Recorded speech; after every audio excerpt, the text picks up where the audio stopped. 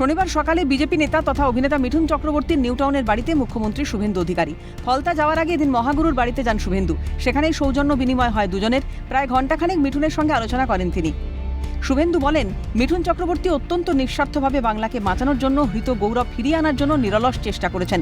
পরিশ্রমের কোনো সীমা নেই তাঁর। একের পর এক র্যালি, সভা করেছেন। 1 বছর ধরে মাইক্রো লেভেলেও কাজ করেছেন।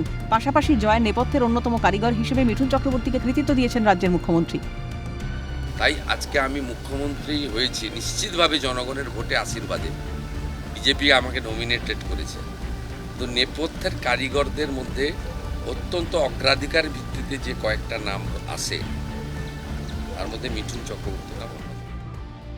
অন্যদিকে শুভেন্দুকেও সেরা মুখ্যমন্ত্রীর সার্টিফিকেট দিয়েছেন মিঠুন। তিনি বলেন, শুভেন্দুর চেয়ে ভালো মুখ্যমন্ত্রী আর পশ্চিমবঙ্গে হতে পারে না। শপথ নেওয়ার পর থেকে উনি কাজ করে চলেছেন। শুভেন্দুর জন্য গর্ববোধ করেন তিনি। আমি একটাই কথা বলবো, সবাইকে বলছি, এর থেকে ভালো মুখ্যমন্ত্রী পশ্চিমবঙ্গে হতে পারে না। যে মুহূর্তে উনি শপথ নিয়েছেন তারপর থেকে কাজ করছেন। আপনারা দেখুন, আপনাকে গ্যারান্টি দিয়ে বলছি, এর থেকে ভালো মুখ্যমন্ত্রী পশ্চিমবঙ্গে হতে পারে না। উই আর অল ব্লেসড আমরা শুভেন্দু অধিকারী সাহেবকে মুখ্যমন্ত্রী হিসাবে পেয়েছি।